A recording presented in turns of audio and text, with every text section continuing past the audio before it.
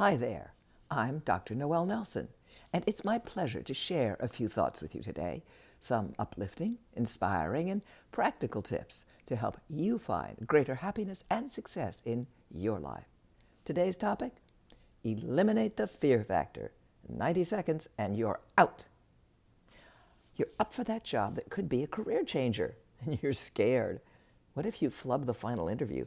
What if you say something really stupid? What if the CEO hates your hair? You're dating special someone you really like. You can feel yourself falling for them big time. You're scared. What if they're not who you think they are? What if they have 2 kids and a spouse in some other state? What if they're just in it for the, sex? Or you and your mate have found the perfect new home to move into, but it's considerably more than you planned on paying. You're scared. What if you buy it and one of you loses your job? What if one of the kids gets sick and all your savings have to go to their care? Fear.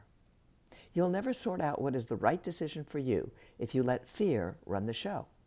But simply bulldozing past your fear isn't real swift either.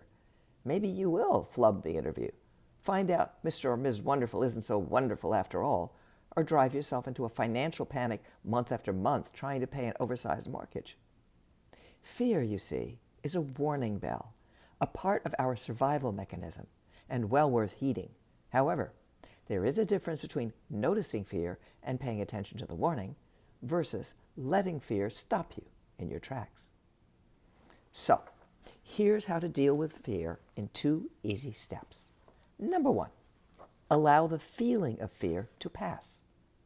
According to brain researchers, the feeling of fear, if you simply let it be, will pass in about 90 seconds. That's all.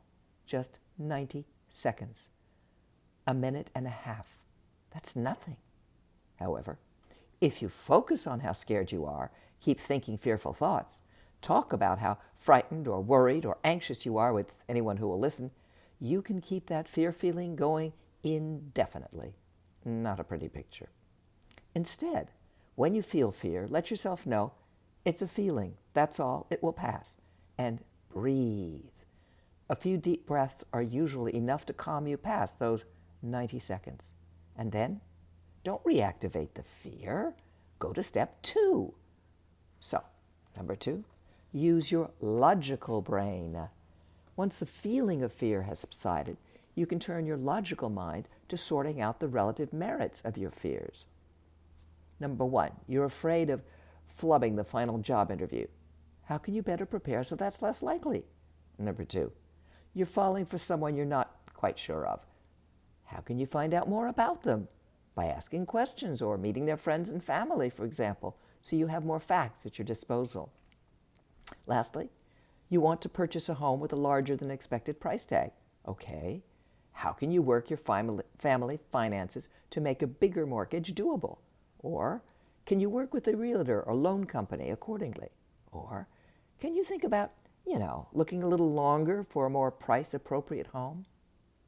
You see, when fear no longer runs your show, you can come up with good solutions for whatever issue has shaken you up. So, breathe. Allow the feeling of fear to dissipate, and you'll be happily back in charge of your life.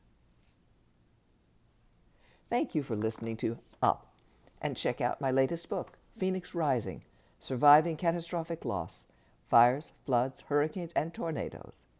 If you'd like more uplifting, inspiring, practical tips and techniques, please visit my website, noelnelson.com. Until next time, be well and take care.